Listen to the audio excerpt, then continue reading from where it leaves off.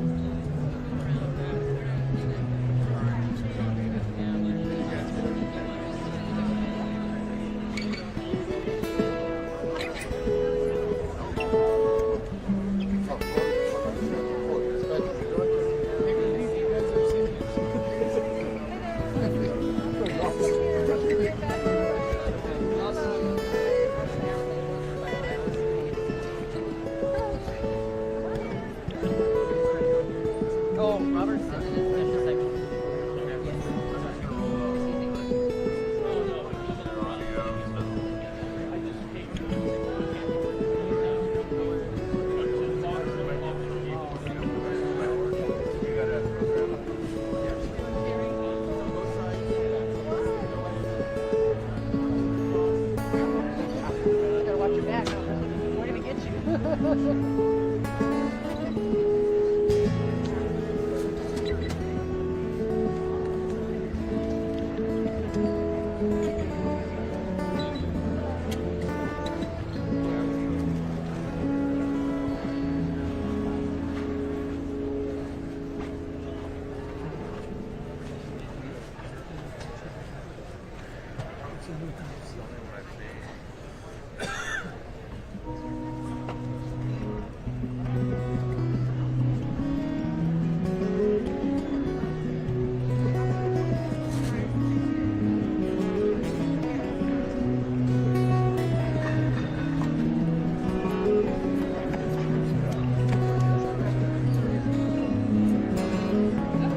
guys may have more seats over here.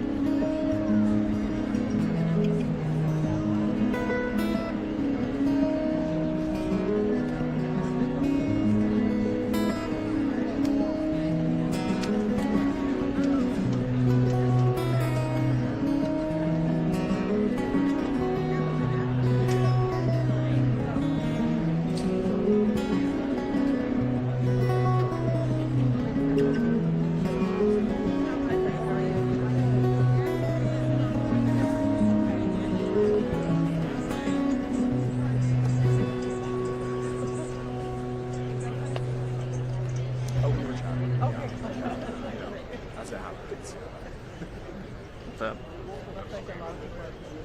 Thank you for letting me know. We didn't plan on starting. Let me know if you need anything.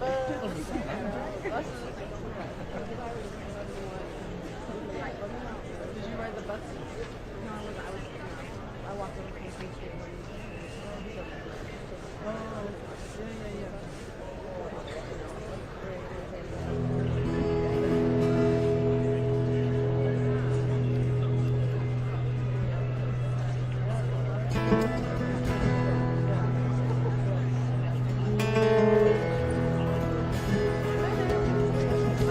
So on either side, just go as far forward as you can. Find an open seat.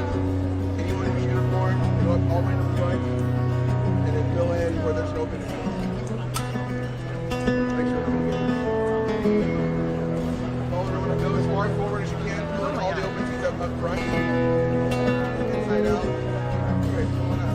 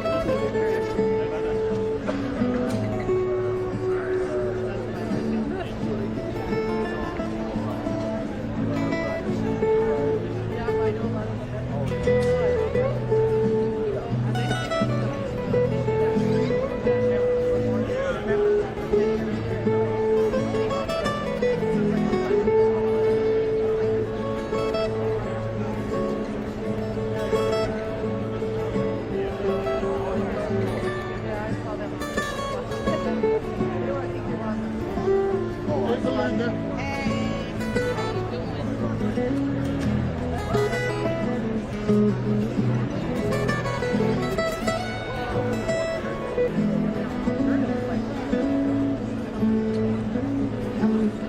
Anybody else in our group or Maria's? We're all there. So we will say something better.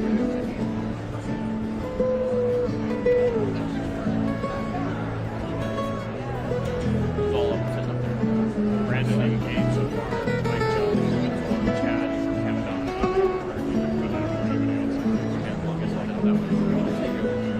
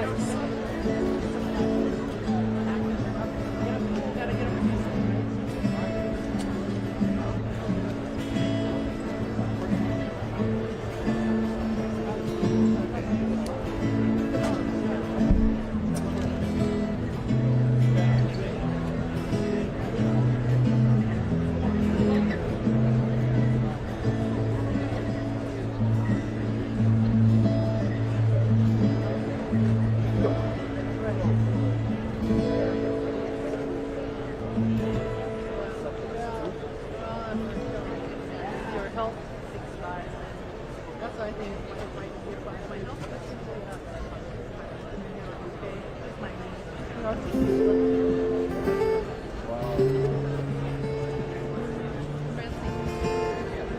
Okay, nice to meet you. All right, take care.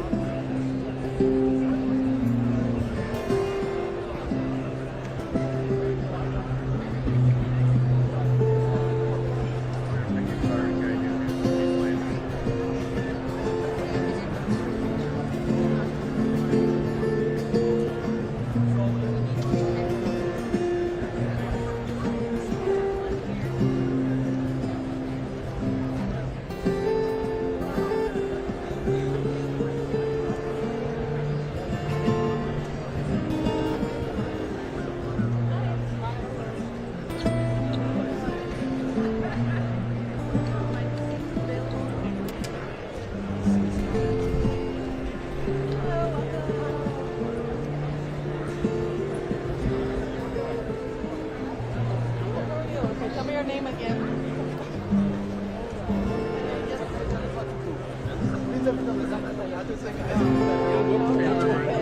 I know, so, you know, there's so many faces. Thanks for the hug. Nice. Hi.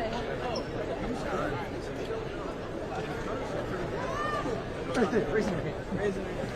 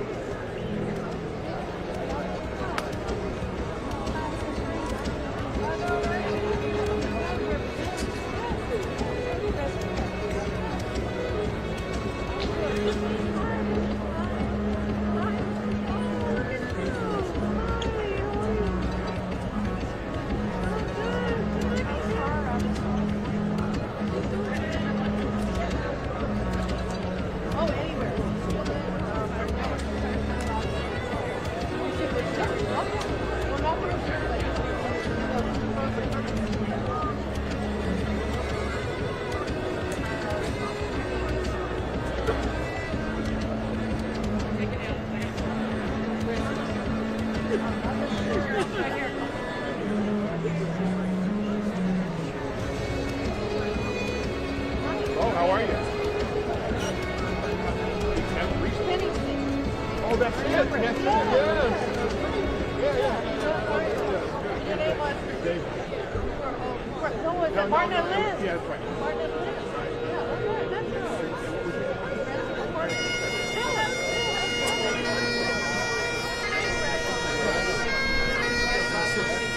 right.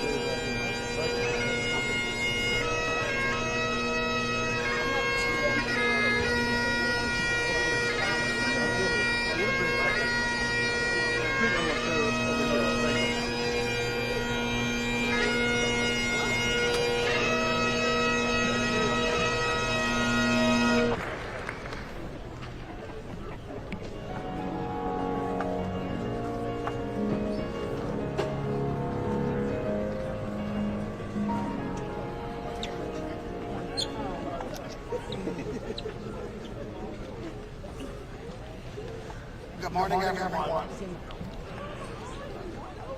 My name is Shawn Gibson, and I have the honor of serving as the recording secretary for ADU Local 587. I will be the MC for today's memorial, and I also want to thank each and every one of you for being here, whether in person or tuning in virtually. Happy that you're here to show your solidarity during this difficult time.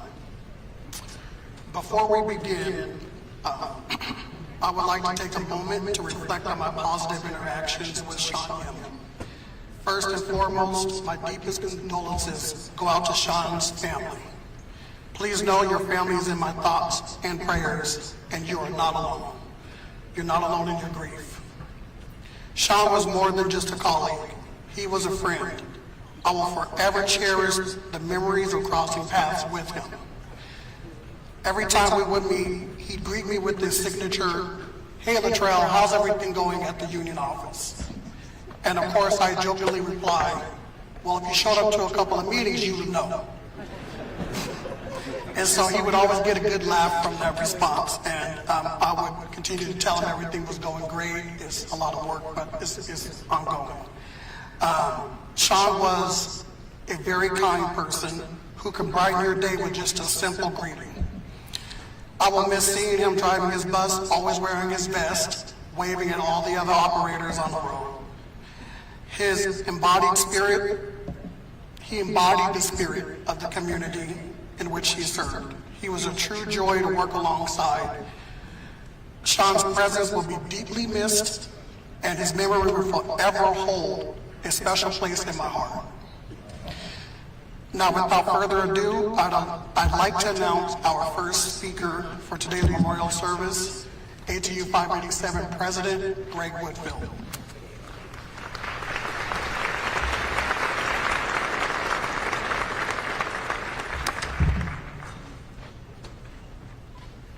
Welcome, everyone. I apologize, I'm about to read off the script, or I'm not going to make it through this. Could everyone please stand for a full moment of silence?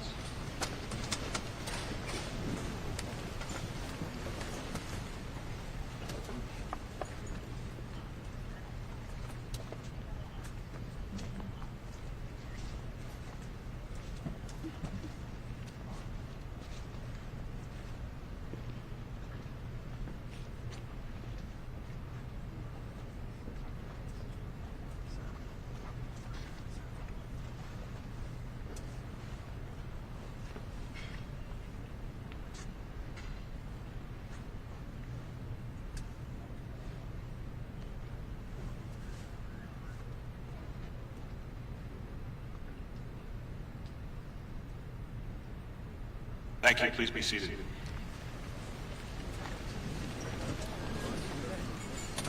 I want to start out by giving my heartfelt condolences to the family. Thank you all for joining us here today in remembering, honoring, and paying respect to our beloved brother, Shawn Yim. Thank you to Mike Flood and the Seattle Seahawks organization for providing us with a venue to do so.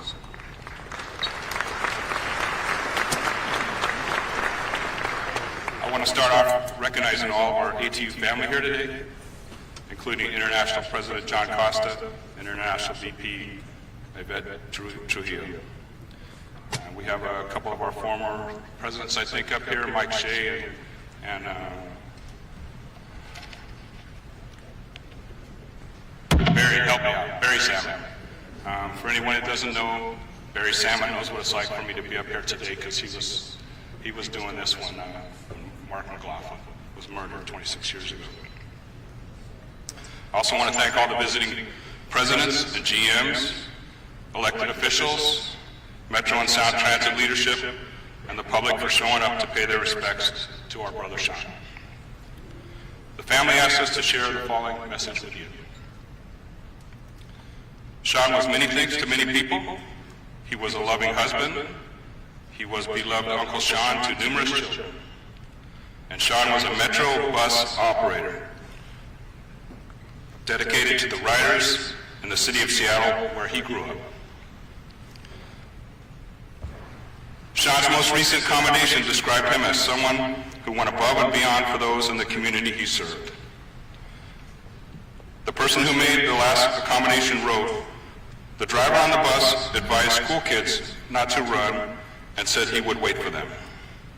He made sure all the kids caught the bus." These heartwarming comments reminded our family how when Shawn was a boy, he used to ride a Seattle Metro bus that ran the same route as the number 70. He often took us to downtown Seattle Library. During the holidays, he rode the bus to play with toy trains in the window of the then blonde Martian. Shawn was a son of the city, having attended McClure Junior High School, Garfield, and Foster High Schools, and ultimately earned his BA at WSU. He was taken from us while performing his duty as a servant of the city. We will always remember Shawn for his warm kindness and most of all his smile, which brightened every day and every occasion. We thank you all for remembering Shawn today. I'd like to add that Shawn's family deeply cares about his Union family, too. They have intentionally chosen to lay him to rest at Lakeview Cemetery, mere feet from the Route 10 terminal. I had the privilege of of being Shawn's coach practice instructor, but didn't get to work with him much after that. I didn't know Shawn well. I know how greatly he was loved and appreciated by his peers. I know now that he was a fixture at Central Base. I know he's left a gaping hole for so many that can't be filled. And I know that this union, Shawn's union, will never let his memory fade, never let his sacrifice go in vain. Thank you. 26 years ago, this local met like this to mourn the murder of brother Mark McLaughlin. Many of our union's demands for change back then were largely left unmet. So here we are again, on a day that we all knew was coming.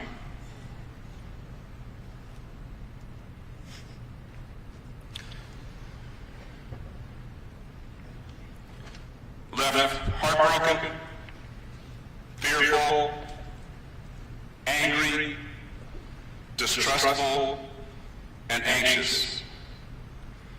Our demands for safety after this painful tragedy must be met in this year. We won't wait again for another 26 years or for another murder.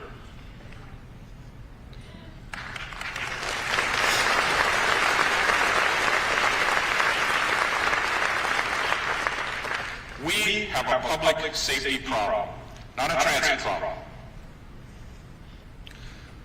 We see those who can't afford housing, those who don't get proper treatment for mental illness or drug and alcohol abuse, those who commit criminal activity. We see these in every city that we serve. Those issues inevitably spill into our transit system. Our members face the threat of assault daily. Far too often they're slapped, punched, kicked, spit on, pepper sprayed, and overcome with fentanyl and other drug exposure. They see weapons brandished, and they have their lives threatened. Shawn recognized and spoke of how things were getting worse. Tragically, transit workers feel that their cries for help have mostly fell on deaf ears until now. The public has always supported us. We desperately need the public's help now more than ever. Please contact your elected officials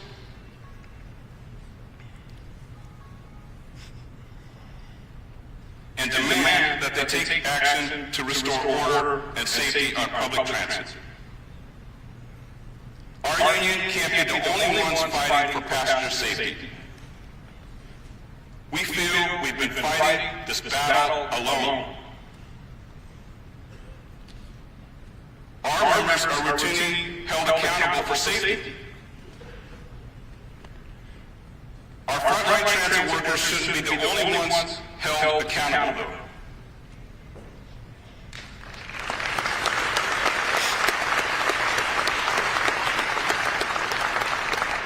Elected city, county, state, and federal officials, metro, rail, and streetcar management must all work harder and collectively on improving public and transit safety.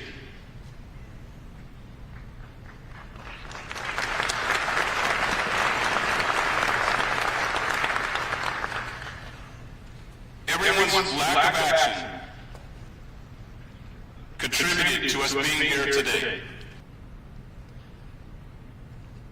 Rest in peace, Brother Shawn Yim. Your union family will forever love and honor you. Thank you.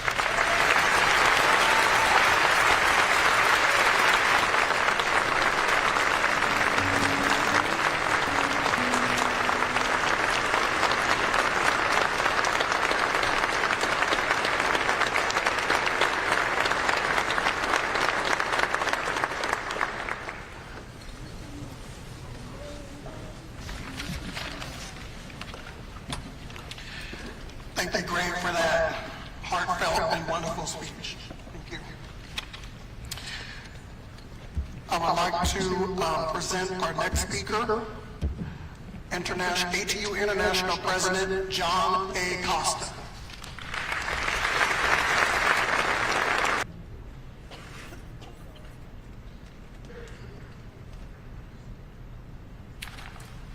I'm going to ask Yvette Trujillo, our Executive International Vice President, to join me here. She's not on the list.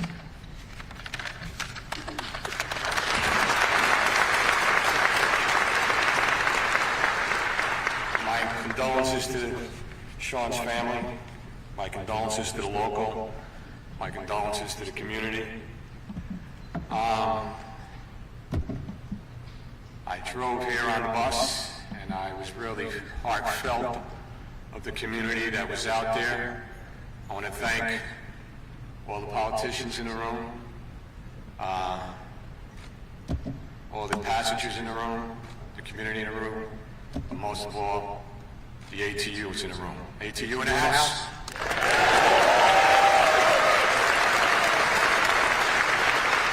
Who moves this city? Who moves this city? And now one more of us should be attacked or treated like we're being treated. Not one more. It's not my first rodeo, and unfortunately I know it's not going to be my last until we do something about it, and until those that speak here are going to tell you, you know, all the great things, and I appreciate that, but we need to pull together and stop this. This is a tragedy that should not have happened. Shawn should have been home for the holidays, just like all of us were home. And the agency's got to stop the bull and get together and put pressure on the politicians. We need to change the way the industry looks at these buses. Unfortunately, it's not 30 years ago. We're not Jackie Gleason out here no more. We need protection. You get on a bus, you can treat an operator any way you want. I sat in your garage today, I talked to my members. I talked to the female and said, what are we going to do about this? So we can't let Shawn's name be forgotten. Say his name! Shawn Yim! Say his name! Say his name! That's right. He did a job. Came home to make a good living, to go home to his family. You should not come to work and die. You should not be worried about coming and doing this job to the community that we serve. I didn't know how I was going to be about this, but I'm tired of it. Every day, I had the same thing. So those in the room that want to make change, those in the room that want to, represent your communities, those in the room that ask us to vote for you and your support. All right? Please, work and do something about this. Don't sweep it under the rug. Don't. Right? This can be changed. You get on a plane and you look at a tourist the wrong way, you're banned to get back on that if you don't like it. No matter if you're guilty or not, I want them off the bus. Right? No, we got to do this, we got to do that. I want them off the plane. You're arrested out. Matter of fact, you can't fly again. Over here. So let's not sweep it under the rug. And for the family, Shawn, I'm sorry I'm a little aggravated, but this is a tragedy that shouldn't happen, and I feel for you. So, like I said, we need to redesign the buses. Let's not forget Shawn. My condolences to the family, to the ATU in the house, thank you for coming. All over we have presidents, as Greg said, to the officers and Greg that had to deal with this as a new president. And Seattle, the community of Seattle, the agency for giving us the time to be able to be here today, and the beautiful procession that you put on out there. Thank you, and I'll end it like that. But not one more should be attacked. So let's do the right thing. And to the family once again, my deepest condolences.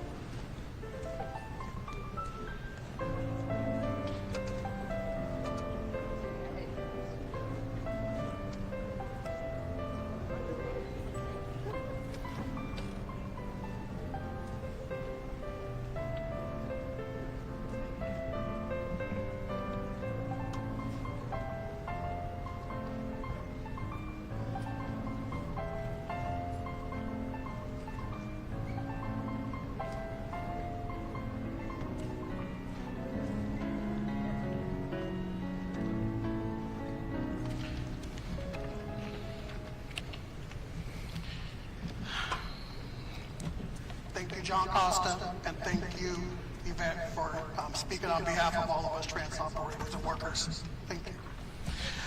I would like to call to the podium Mitch Spencer, who will be reading a poem for you.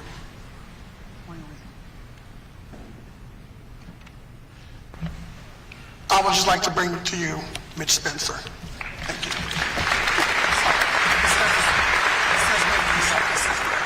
Okay.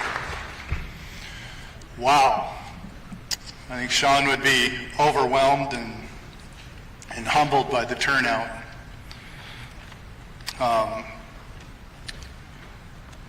met Shawn in 2015 as part-time operator. Shawn stood out from everybody because Shawn wore his distinctive orange vest back in the day. This was back when nobody wore a safety vest. He had his on all the time. And it was really easy to pick out of a crowd. And I know those of you that know him know exactly what I mean with the orange vest. We had went to full-time class together. And those of you that have been through the full-time training class know that you build bonds and relationships and friendships in those classes.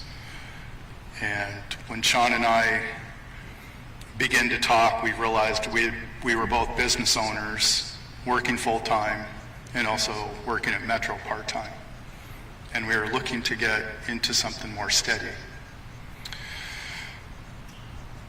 I made a lot of good friends in that full-time class, and I was just reflecting on that today.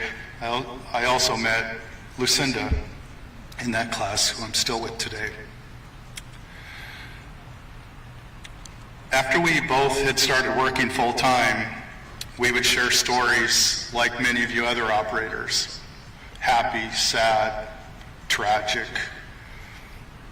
And that, again, builds that bond and relationship. We come up to our first pick, which came just weeks after we began full-time. To tell you how it works, if you don't know, there's basically 2,000 pieces of work and 2,000 operators, and you pick that work in seniority. Our class was the bottom 10, so we got the worst of the worst work. Shawn was about middle of that, 5 or 6, and I was second from the bottom. We went into the room with that work to pick, and Shawn took to the very last minute to find. That would be the last time Shawn would ever pick ahead of me, because after that, every pick we had, Shawn would enter the room and just couldn't make up his mind. He would spend 20, 30, 40 minutes trying to pick his work. And eventually the supervisors in charge just gave up and said, go around him and pick around him. There was a time that he came and he had a stack of paperwork and he was analyzing it. He was going over it and he was assuring us as we waited in the waiting area that this was the time he was going to finally pick his work. When I went into the pick room, Shawn was up on the board looking at the work. He'd already been in there 20 minutes and still couldn't make up his mind. Inevitably, when we got outside comparing our work, Shawn would be jealous of everybody and say he picked wrong. And it happened every time. There was a time when Shawn came in and he wondered if we all knew something he didn't. And again, he was in there way past his time, and he came over to me and he's nudging my shoulder and he's pushing me aside and he's trying to see what I'm looking at. Do I have some inside information that he doesn't? I never did, but he never did pick his work ahead of me, just that very first time, even though he was 4 or 5 spots behind me in seniority. When we went full time, as you can guess, we were all working night owls. Very difficult work. We would come back and share stories, again, of some fun, some exciting, and some tragic.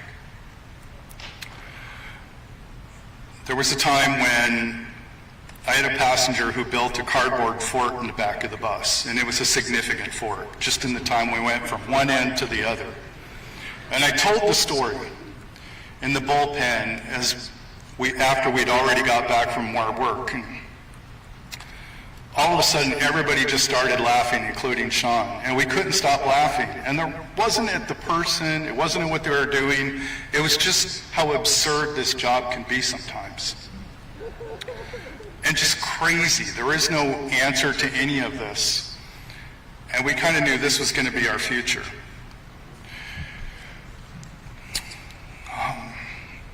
There was another time where a passenger had overdosed on my bus. And at that time, it bothered me a lot. She screamed in terror. And that scream stuck with me. And when I told that story, Shawn was there. And we didn't have any time to keep talking. And Shawn had called me later that night and asked if I was okay. And I assured him that I was okay, but I could still hear those screams today.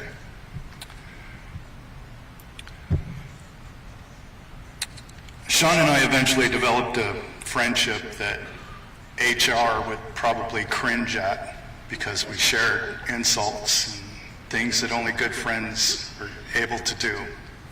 And it was a lot of fun, and I wouldn't have had it any other way because we were honest with each other and said what we wanted to say.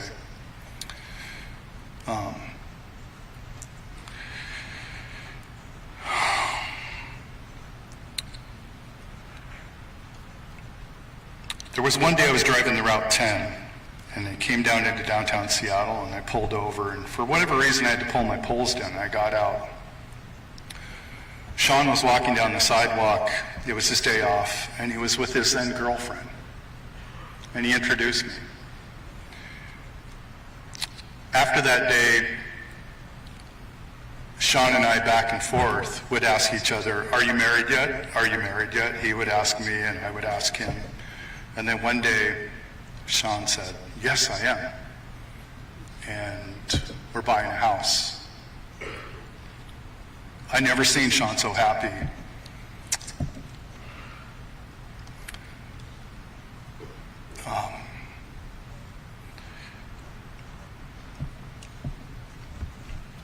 He worked very, very hard to keep that going. I know he loved his wife and he loved his life. And I know initially he tried doing the commute. It's a long commute, a ferry ride and driving. It was just too much, so he stayed at the base during the work week.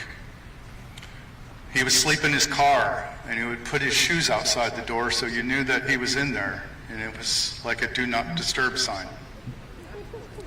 You'd find him in our base sleeping or eating or watching TV or watching a game on his cell phone.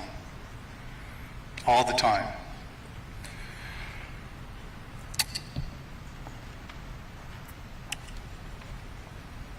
We also had a group chat that we had. There was 5 or 6 of us in it. And every holiday, Shawn would be the first to text, "Happy Thanksgiving, Merry Christmas," or "Happy New Year." This year,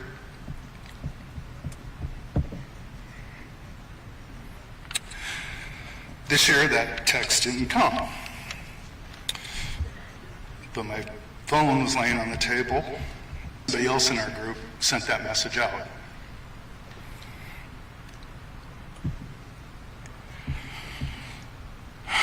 Right now, I'm a new first-line supervisor. I'm working in base operations, and during the week of Christmas, I was doing the planning for both Central and Atlantic bases. It's an overwhelming task. But what made it really hard for me was I seen Shawn's name in the day off book. He was in the guarantee to have Christmas Eve off. And I did what I was supposed to do. I took a red pen and I put a line through his name and my initials after it.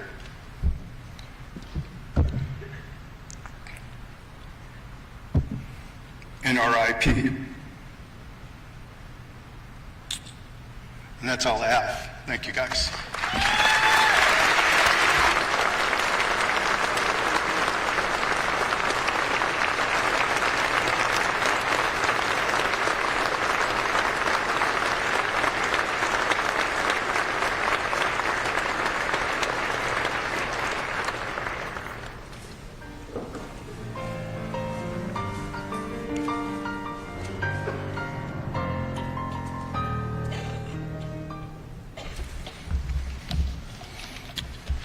Thank you, Mitch, for that wonderful speech. I would like to call next,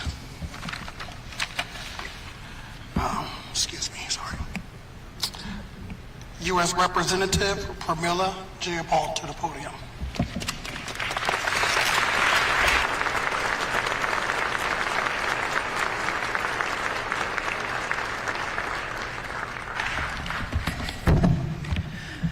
Good afternoon. I want to thank, first of all, President Greg Woodfill of ATU 587, Vice President Ken Price, and International ATU President John Costa, and all of our ATU brothers, sisters, and siblings for being here today to honor the memory of the great Shawn Yim.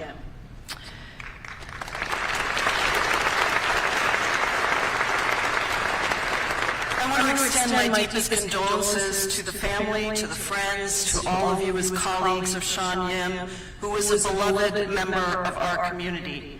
As I've read the many tributes, and I went through and read all of the ones that I could find online, talked to the family, I see how beloved Shawn was for taking care of kids, for taking care of the elderly that came onto his bus, for his care of all of the passengers and his colleagues, for the deeply caring person that he was all the time, as described by his high school friends and his work colleagues.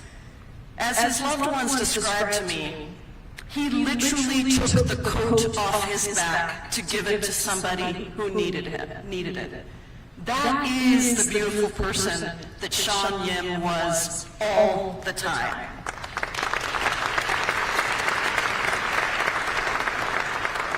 Shawn Yim died simply for doing his job, a job that is the essential center of so many people being able to do their jobs, to be able to get to work, to get to a doctor's appointment, to get young people home from school. So today, we gather to say collectively that Shawn's death was unacceptable, and to come together as a community. Unacceptable.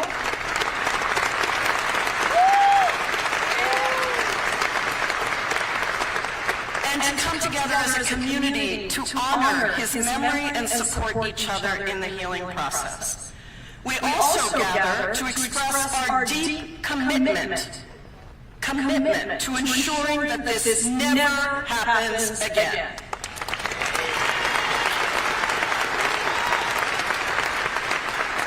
From everything that I have read, I believe that Shawn would want his death to at least result in ensuring that no other transit worker faces this again.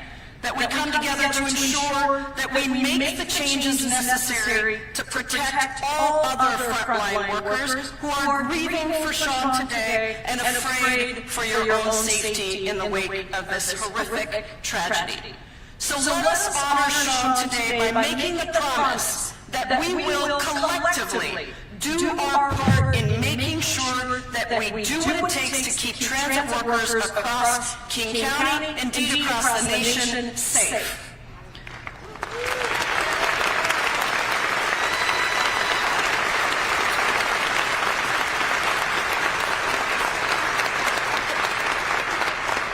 Shawn Yim's death shows that our community clearly has to deal with the worst result of the violence that both bus drivers and passengers face on buses, at bus stops, and in transit centers.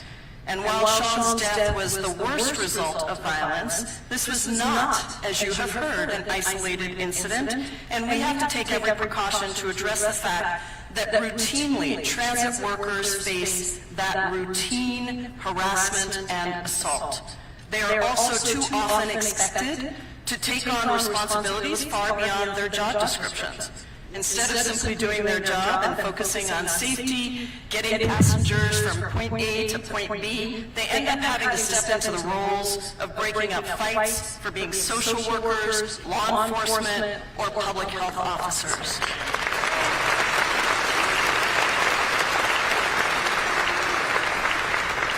Now, I've spoken to a lot of ATU members. In fact, I was just speaking to someone backstage. Our transit workers are doing this because they know it is a public service and they deeply care.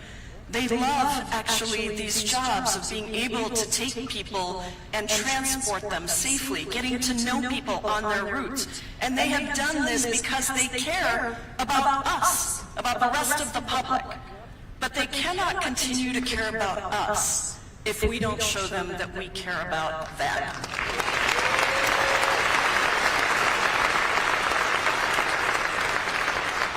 I know that ATU's calls for further protections have resulted in some change, but it is very clear that more is necessary. And I also know that my colleagues at the city, at the county, at the state, and certainly at the federal level are taking this issue very seriously and will do what we need to do, whether it is the redesign of buses, the complete redesign of buses, or whether it is the rules about who gets to engage and be on public buses. Those are the things that we need to take seriously. Because at the end of the day, we need to make sure that every worker feels safe on the job and knows that they can return home at night to their family and their community that love them and that they love. So let us use this moment to implement real, meaningful solutions that ensure the safety of transit workers, bus drivers, riders, and our entire community. In recent years, there are lessons we can take from cities like New York and Los Angeles, as well as other transit agencies across the country that are facing some of the same issues and have begun to invest in the enhanced safety equipment, including fully enclosed operator compartments that provide physical barriers between operators and the public. That simple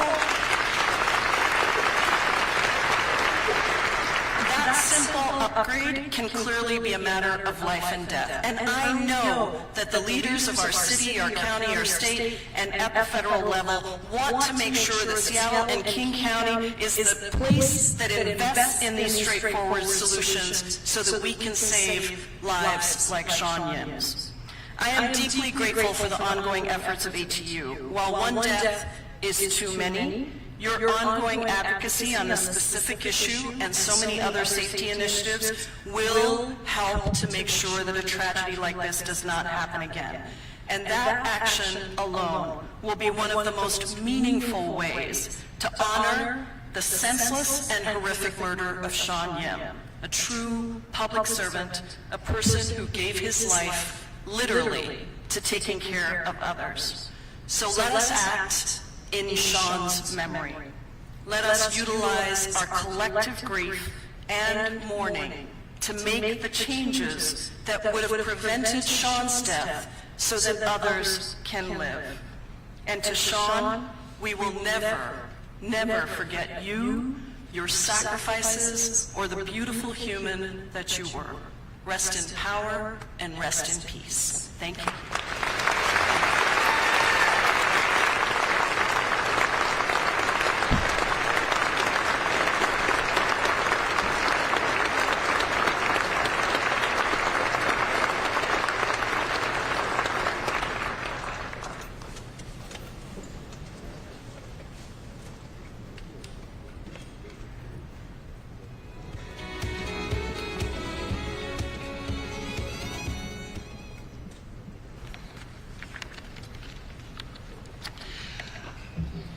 All right, I would like to, unfortunately, the next person on our program, she is not able to make it.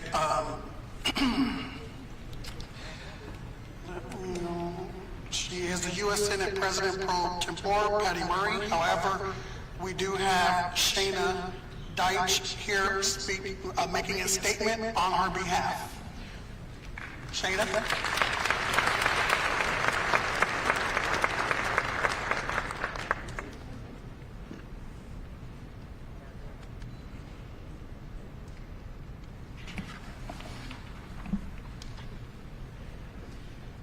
Dear friends, thank you for the invitation, and I regret that I cannot be with you today as you gather to mourn and remember Shawn Yim. To his family, friends, and union brothers and sisters, my heart is with all of you. We often take for granted the simple things we do in life, such as taking the bus to work or to see family. We don't always take time to thank or honor the dedicated public servants who take us safely from place to place. But we must. Shawn Yim was one of those public servants. As a King County Metro Transit operator, he joyfully greeted and interacted with passengers every day for a decade, some for the first time, some who were regulars. He took them to their destinations and did his job with kindness and respect. He cared deeply about the safety of his passengers. There is no way to make sense of this tragic act.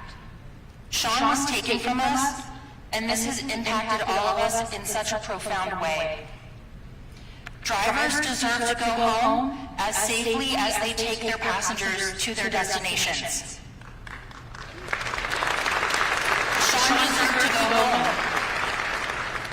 For everyone who rode Shawn's bus and had the opportunity to receive a friendly hello, see his big smile, or hear one of his classic jokes, this is a loss. It is also a loss for our community, which has seen so much tragedy as of late. But we can all be grateful for the time we had with Shawn and the contributions he made. As you try to cope during this difficult time, please know that Shawn made a difference. He made a difference in the lives of his passengers and in this community, and that we will never forget. Sincerely, Patty Murray.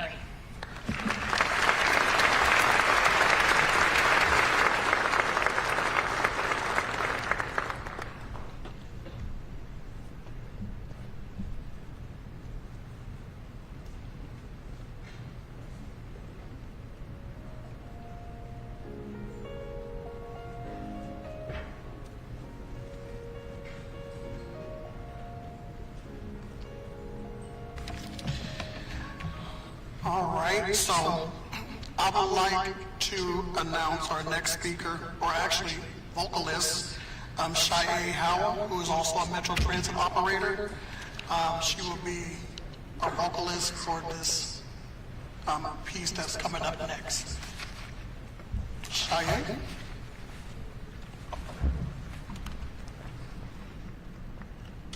To the friends and family of our fallen friend and loved one, let these words enter your hearts. Let your pain and your sorrow flow, and know you're not alone. We are all united here to celebrate our loved one, our friend. This is for you. When the rain's blowing in your face, and the world is on your case, I could offer you this warm embrace to make you feel my love. When the shadows of the stars appear, there's no way to dry your tears. Wish I could hold you for a million years and hope you feel my love. I know you haven't quite here just yet, it's not too cold. I've known it from the moment that we met. No doubt in my mind you belong. I go hungry, I go black and blue. I go marching down this avenue. No, there's nothing that I would do to make you feel my love. Ooh,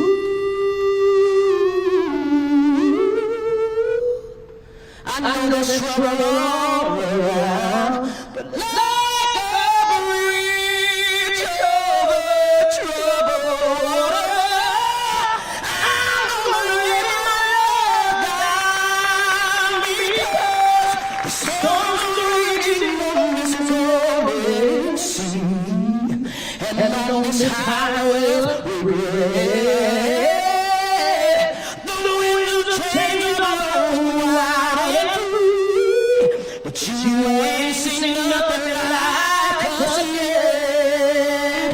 I wish that we were happy and your dreams come true. No, there's nothing that I wouldn't do. I'll go to the ends of the earth for you to make you feel my love, to make you feel my love.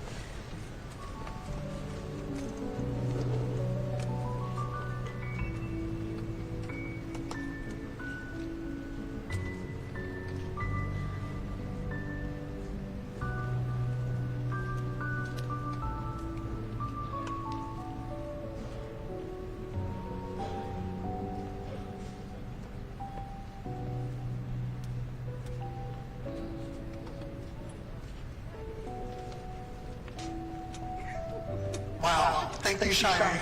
That was beautiful. Number one applause, Shire, please.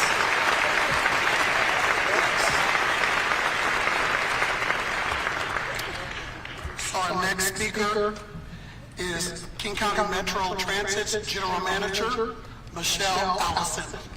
Michelle?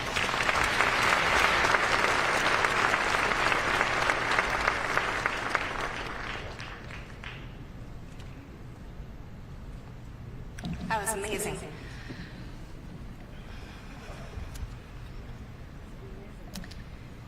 December 18th, we lost operator Shawn Yim. It was one of the worst mornings, the worst days in Metro history. I was there that terrible early morning for hours that felt like years. And like you, I am here today because we want to do right by Shawn Yim. And I want to do right by you. Our Metro operators, our first line supervisors, everyone who is part of this organization. We're brought together by service, by purpose, and by community. Thank you so much for sharing your memories of Shawn with us so we can keep him alive in ours. Shawn's colleagues describe Shawn as an extraordinary person, a friend, a great man, a mentor, a person of high moral values who believed in right and wrong. One colleague shared that, quote, though Shawn had a tough exterior, once you earned his trust, you gained a friend for life. He was dependable, with a sharp sense of humor and a laid-back attitude that made him a joy to be around. His love for fishing in the outdoors was a reflection of his deep connection to nature and his appreciation for a life well lived. Another spoke to Shawn reaching out to a newer bus operator. quote, Shawn instilled hope, guidance, and wisdom for their futures. What an incredible gift.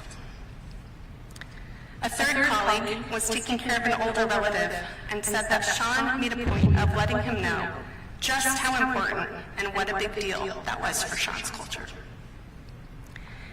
You all remembered Shawn's calm nature, his sense of humor, his always taking the time to stop and talk.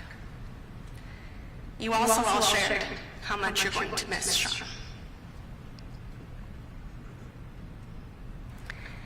And I do think that Shawn would have been so proud of you all these last 3 weeks.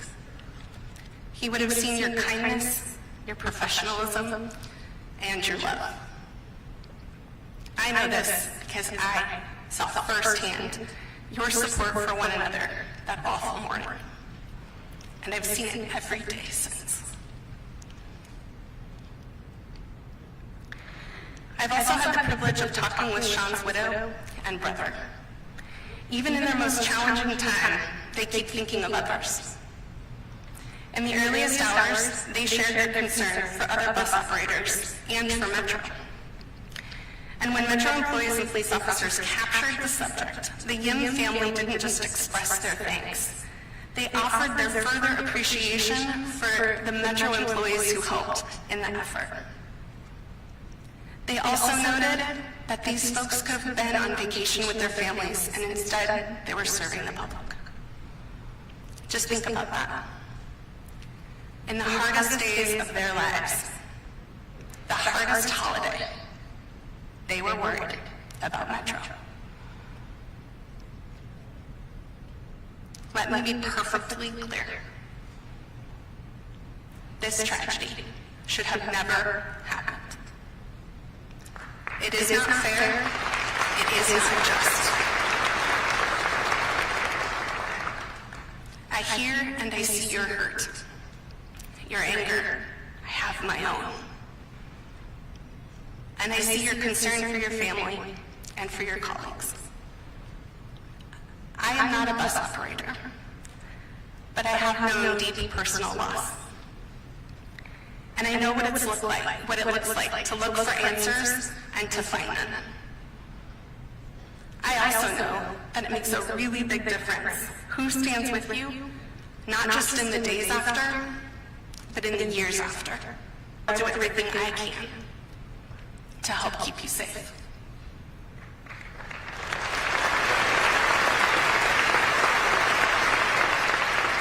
I know that everything we have done so far is not enough. We must do more. We will do more. I stand with you. Metro stands with you. I'm speaking both to our Metro employees and about your riders. I haven't met a single Metro operator who doesn't lead with the care and concern for your riders. So my steadfast pledge has two parts. First, we are taking immediate action to help keep you safe. That's why we're hiring more police officers and security officers. We're increasing our physical protection from larger and stronger safety partitions all the way to separate operator compartments.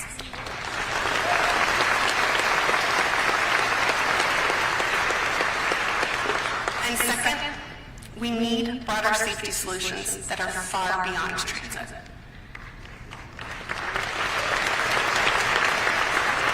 I want to thank each of you for calling a regional task force for public safety and its implications on transit. It's an incredibly important conversation, and Metro is honored to be a part of it. I pledge to work with ATU and to provide access to any resource we can to help further the discussion. Because everyone in this room and everyone in the Metro system knows that the problems we face don't always start on the bus. I know that transit employees across the organization are doing everything they can, and this isn't just about transit. We need everyone at the table to solve the challenges that we face, and there are many. From addiction to mental health to security and so many more. The truth is that when our neighborhoods are safe, our buses are safe.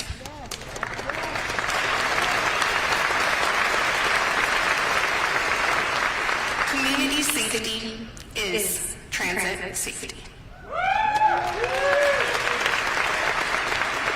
So we all need to be working together, trusting each other, and fully dedicating ourselves to the safety of every transit employee and every transit rider. I want to close by thanking everyone who came here today. From across our country, our state, and our county, thank you for your support of King County Metro. And now, I want to speak directly to my Metro colleagues. To our beloved Metro.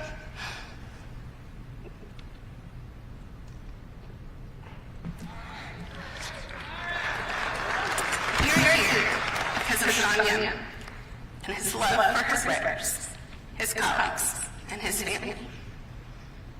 Shawn was so proud of Metro. I am so proud of Metro. I am thankful to be part of an organization of 5,000 good people who are working tirelessly every day and doing remarkably good work for the people of King County every day.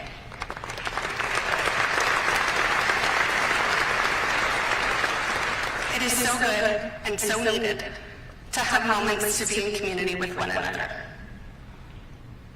Especially today, I take strength for being part of this really unique and really wonderful tapestry. We're united in knowing how important transit is and how important all of you are. Thank you for all that you do.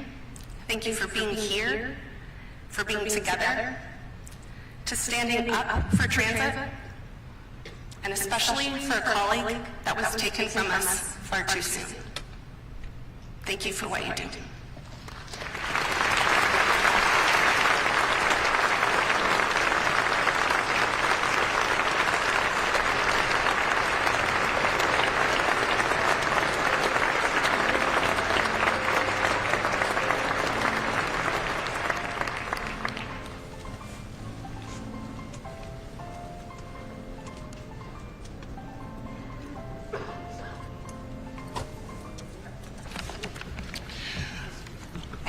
Thank you, Michelle.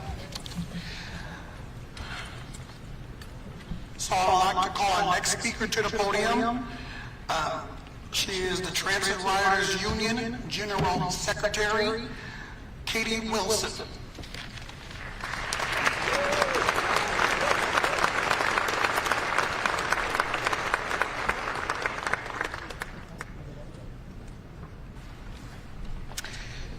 Hello. As transit riders, today we stand with all of you and with the family of Shawn Yim in grief and solidarity. We stand with our transit operators, with all of our union brothers and sisters and siblings in ATU 587. What happened to Shawn should not have happened. No one should lose their life at work. No one should be assaulted at work.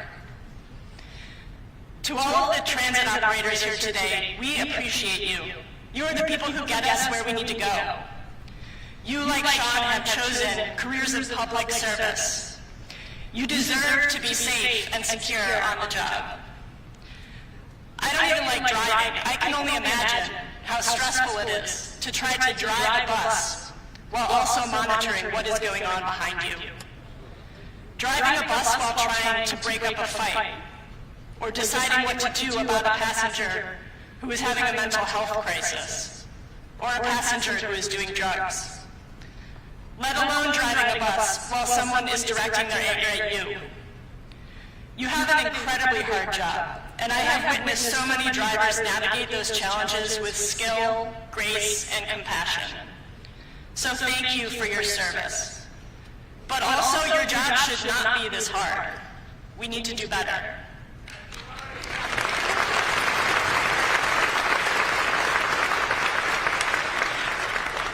Our members ride public transit every day, and many of us depend on it. I personally ride buses and trains almost every day, often with my young child. I love our public transit system. I believe that public transit is the future. We can't keep adding cars to the road. We have to keep expanding transit. We must encourage more people to become transit operators and mechanics. And we must invite more people onto transit as riders. But for that to work, public transit jobs have to be good jobs. And that means they have to be safe jobs. And our transit system has to be safe, comfortable, and accessible for riders too. We need to do better. We need to do better in memory of Shawn, and we need to do better for all of us. Part of what makes public transit great is that it's part of our public space.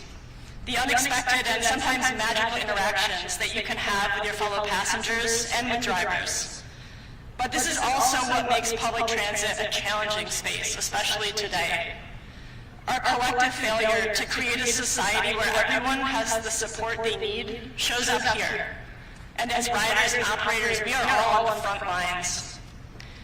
We don't have all the answers, but we at the Transit Riders Union are committed to working with all of you, with our transit operators, with HEU 587, our transit agencies, and our elected officials to make our public transit system safe for all. Rest in peace, Shawn Yim.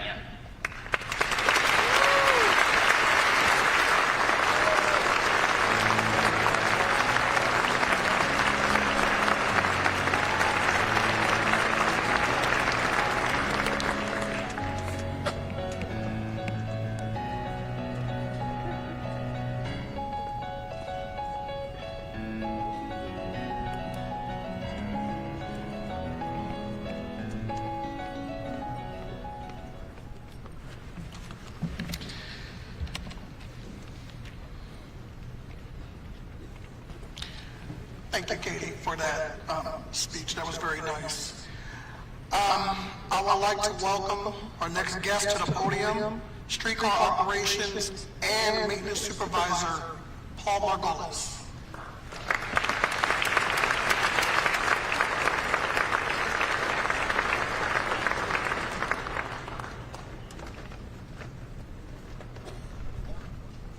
Hello, everybody.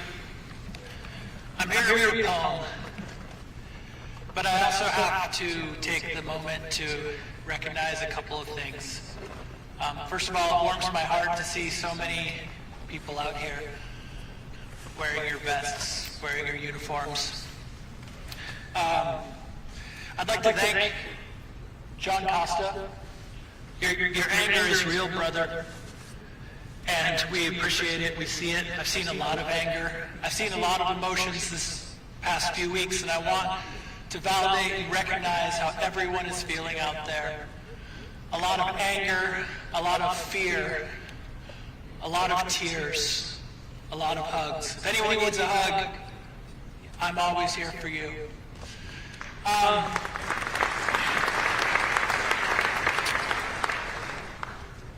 This week, my feeling particularly was that of just a real sense of despair and how I was going to conduct myself here.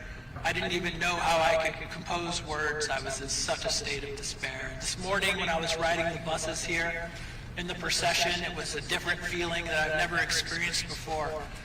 It was like a collective feeling of getting punched in the stomach. And there was other people on our bus that were like, I'm feeling really seasick and nauseous. I think we were all feeling the same thing collectively. But it warms my heart to see you, just as it warmed my heart to see people out there holding signs that say we love our walk, a rider, a pedestrian, a passenger. I knew Shawn. I'm an operator. They introduced me as a supervisor because I'm acting as a supervisor, but I'm an operator. And I have been here for 22 years.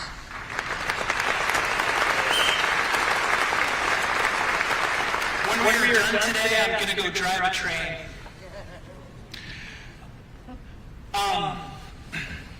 When I met Shawn, I was a supervisor at the window at Atlantic Base. I sat today with his classmates over there. They were all brand new. It was 2015. I was brand new at the window also. And he comes up to the window, and, you know, at Atlantic Base, that's the base where we operate the trolleys. and he was terrified, just like all the other new operators. It was a time period where we were hiring a tremendous amount of people, and we were super short on operators, we were super short on supervisors, there was no training staff, so a lot of the kind of follow-up training of operators got put on the window person. And I remember Shawn Yim coming up to the window just terrified, but also really eager to just learn it all. And he was hungry for overtime. And it was a particular time at Metro where we had so few drivers that we had 30, 40 full runs at the window open every day. And I had a pretty good skill at chopping up the work and giving it to operators who were hungry. And Shawn was one of my 12 operators who I would take their work from them, and I would put it into like all of the open pieces, and I'd slice them all up, and I would give Shawn and these other 11 operators this completely new day made up of like 14, 15 hours of work, and they loved it. And he called me the Ginsu. And every time I saw him, he would say, "The Ginsu!"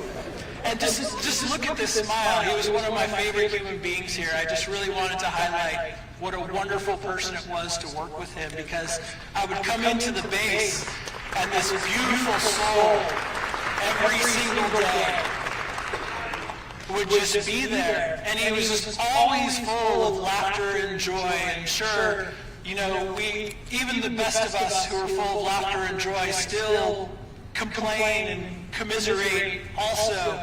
But he was just such a beautiful soul. And I want to point out two things before I read my poem. One is that Nathan Voss was not able to make it today. For those of you that know Nathan is an operator who also knew Shawn Yim very well. He's really sorry he couldn't make it here today. He wanted to be here. And I encourage you all to go to his blog and read his post if you have not done so already about Shawn Yim. It's very touching. There's also an interview from KOMO. And I want to also point out today, these are the things that I will always remember, just like when Mitch Spencer and Lucinda Watson and Neil Goldengay and Missika Yilma, those are Shawn's classmates. Every time they go to the pick, there will be an absence from now on. Today, the transfer of the day is S's and Shawn with a black border.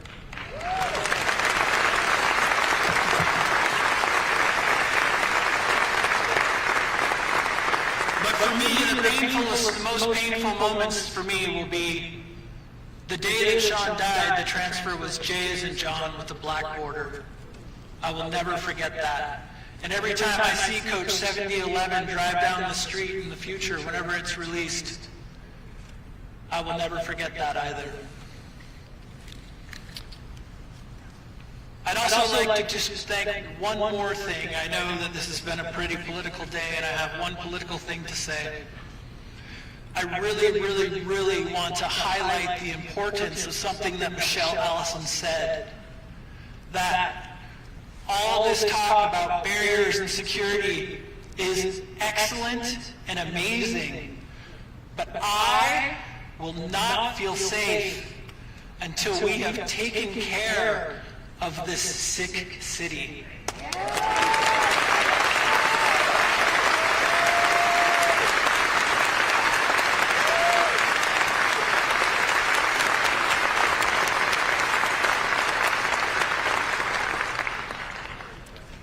This book is called Fear. It is by Khalil Gibran.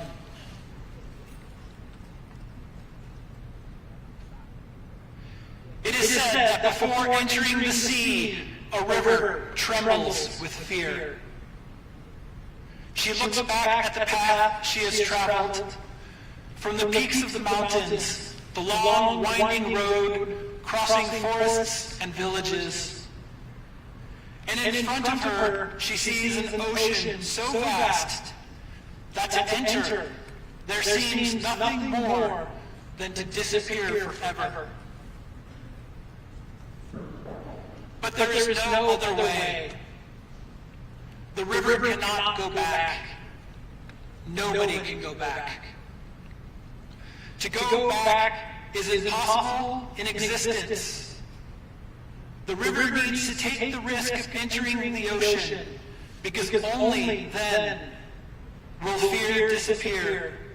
Because that's where the river will know it's not about disappearing into the ocean, but of becoming the ocean. Thank you.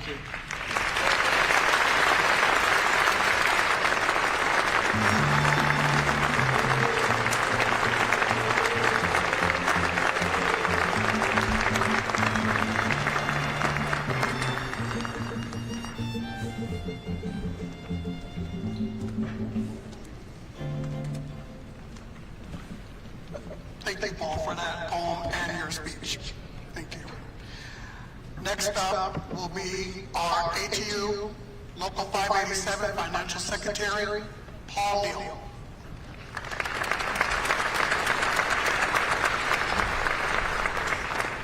Good afternoon, everybody. The sign says, please speak loudly if possible, so I'll try to do that. I want to thank everybody who's come here from all over Canada and the United States to be here with us today.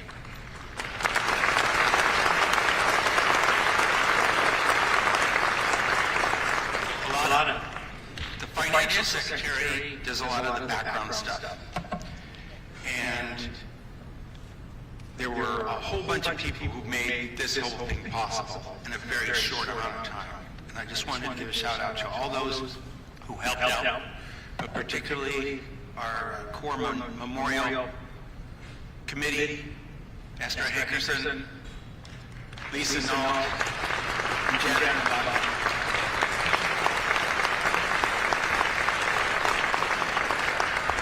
I told them they were the Get Shit Done Committee, and they did it. Now I'll get on with all these special words. On December 8th, 1998, the ATU family gathered to mourn Mark McLaughlin, who was murdered in the line of duty by a passenger. Many of those that were there that day are here today, along with so many others, to mourn Shawn Yim, who was murdered in the line of duty by a passenger. Who was Shawn Yim? He was a member of our union family.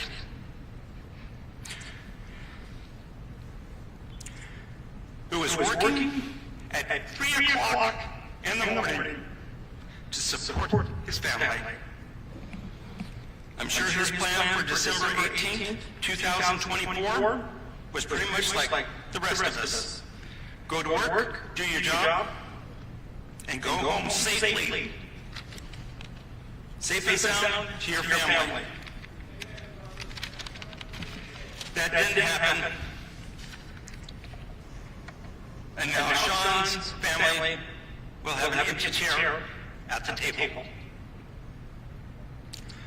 On December 21st, the longest, darkest night of the year, we held a candlelight vigil for Shawn and held our lights up against the darkness. This murder did not happen out of the blue. In speaking with members in the past few weeks, the majority have shared the story of their own assaults, of being spit on, punched, choked, stabbed, and they have been re-traumatized by Shawn's murder. The security situation in public transit has deteriorated markedly in the last few years, just as it's done in society in general. Transit does not exist in a bubble. If there are problems in a neighborhood, it is going through, those problems get on transit. The question now is what are all of us going to do to prevent future violence, not just for ATU members, but everyone on public transit? Our union family and riders demand action and and action now to make everyone safe.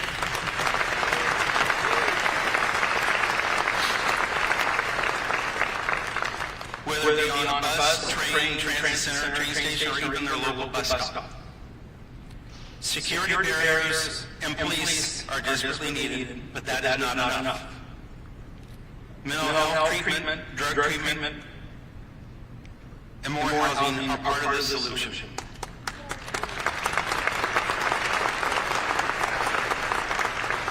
This morning, I went out and greeted many old friends who were here. Some of them retired, some still working. And I asked several of them the same two questions. It was pretty horrifying, some of the answer I got from some. I asked them, how long did you drive? And they gave me whatever the number was. And then I asked them, were you assaulted? And several of them said, of course. Some said several times. So, I'm going to ask everybody who's been a transit worker or is a transit worker here or wherever, I don't care what classification you are, I want you to raise your hand if you've been assaulted in the line of duty. Raise your hands.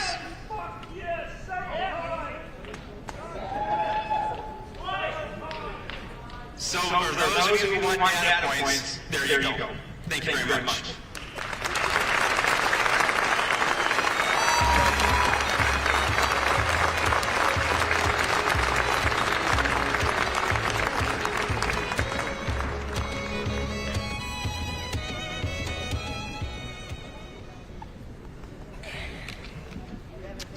Thank you, Paul, for your speech. Thank you. I would like to welcome to the podium our Vice President of ATU Local 587, Ken Price.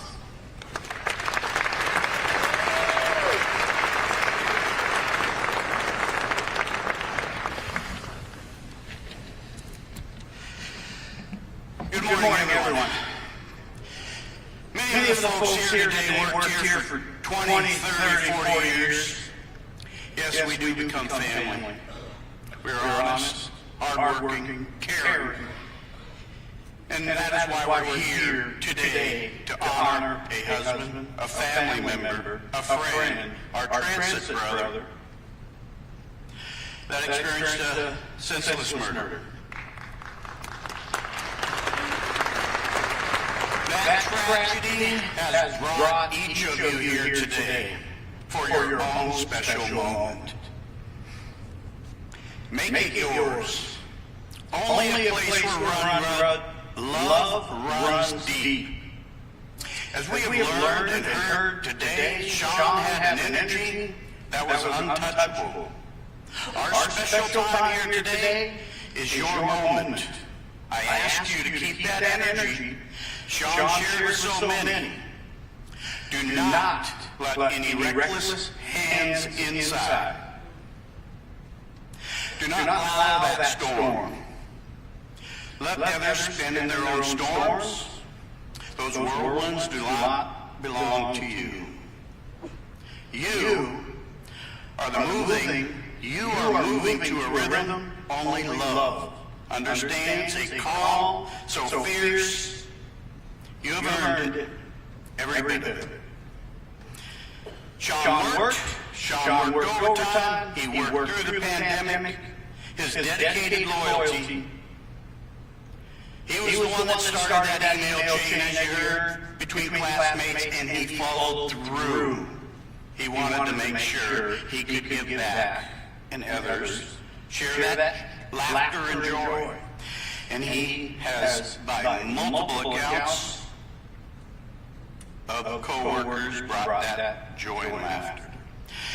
We have transit workers from here and across the country, Canada, and it's our chance to reflect, celebrate, continue our lives, see, hear, and feel Shawn's energy, continue to come to work, bring a positive spin, a vibe that Shawn's days were from school. We have college classmates, co-workers that we need to share.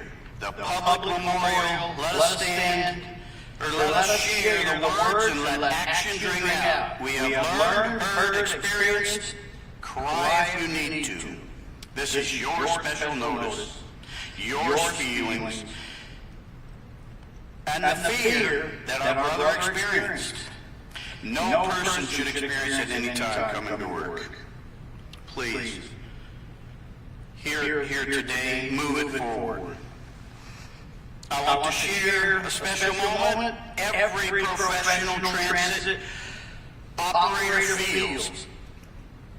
Workers that found millions, and we have experienced millions and millions of times picking up passengers, sharing conversations, delivering to home, school, work, doctor's appointments.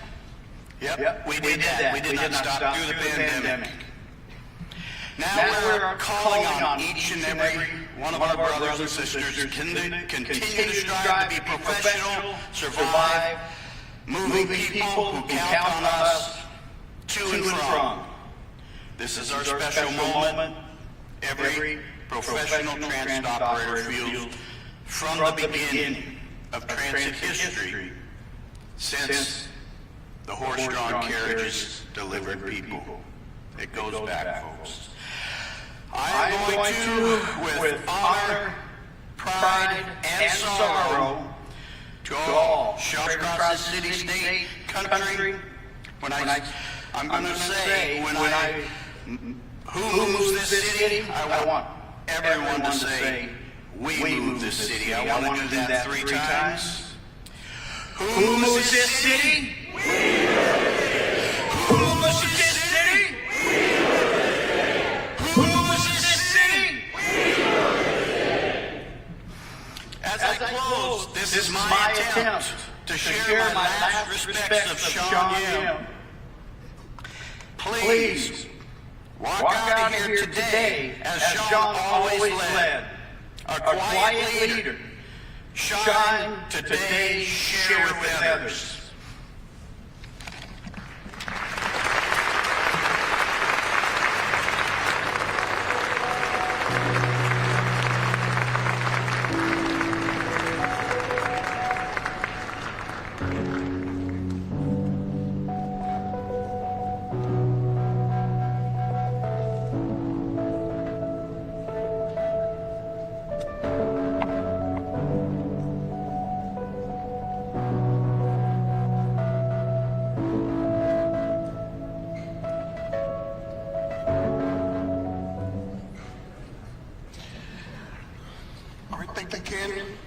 For that speech.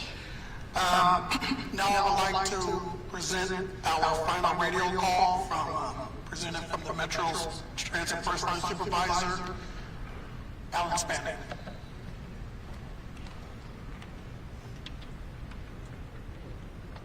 Welcome, everybody. Please. Operator 21882.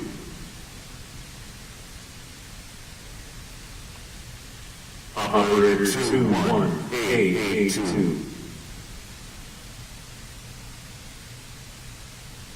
Operator 21882.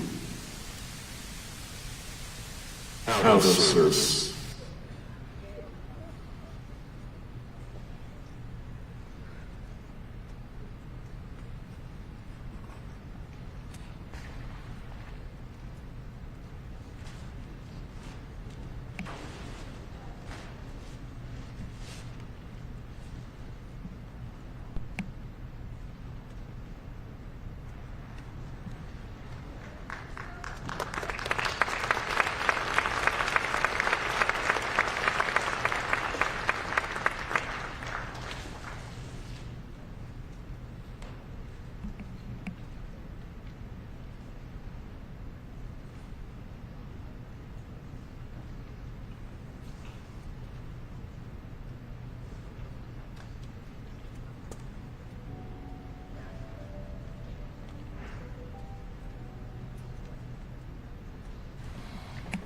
All right, folks, so before our closing, we're going to have a recessional from the Northwest, firefighters, pipes, and drums. They'll be doing Amazing Grace.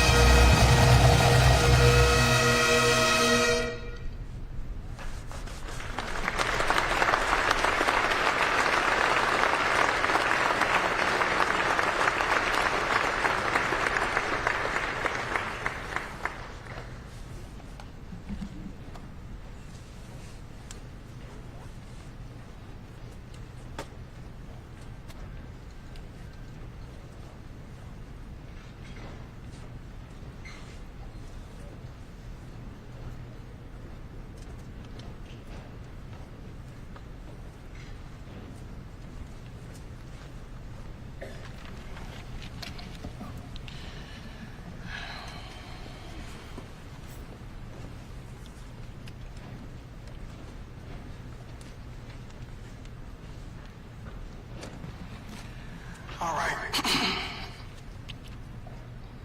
In closing, I would like to make some acknowledgments, but before I do that, I just want to say, I've heard a lot about operator safety.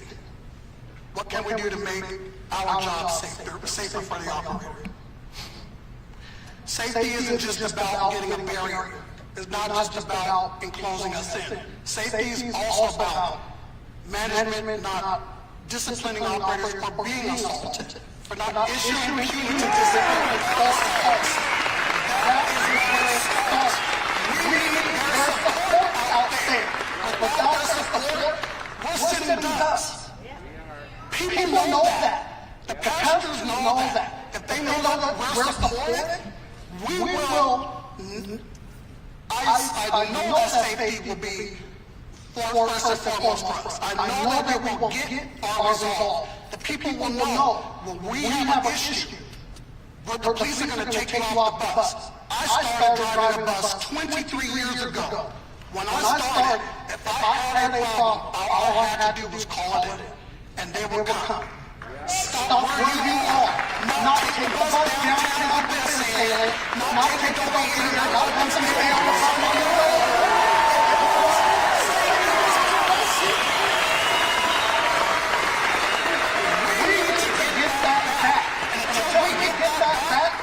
Nothing is going to work.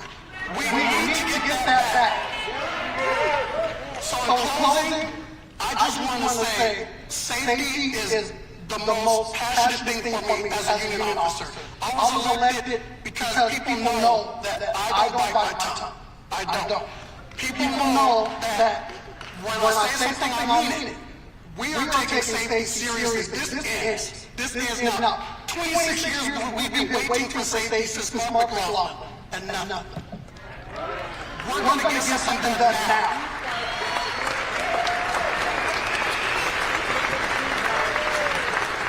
So in closing, I would like to Unfortunately, our ATU Canadian International President, John Danino, he wasn't present on the stage, but John Danino, you can raise your hand so everyone can see. There you go. Thank you, John, for showing up. I appreciate that.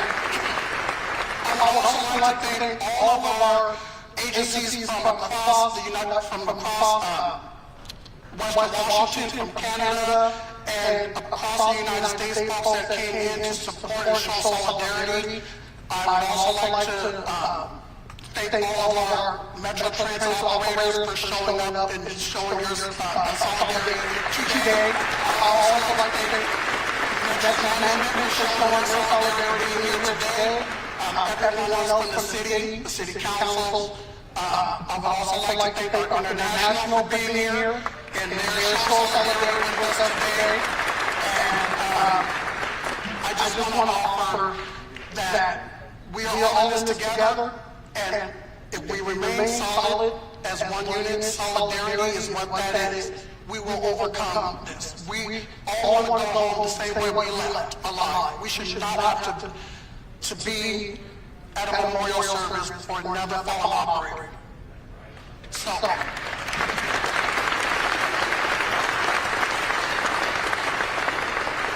I want to say thank you to everyone for showing up. Everyone, all of you, I want you to scream ATU. Thank you. Everyone, please get to your destination safely, and that is the end of our memorial service. Thank you all again for coming and showing your solidarity. Thank you.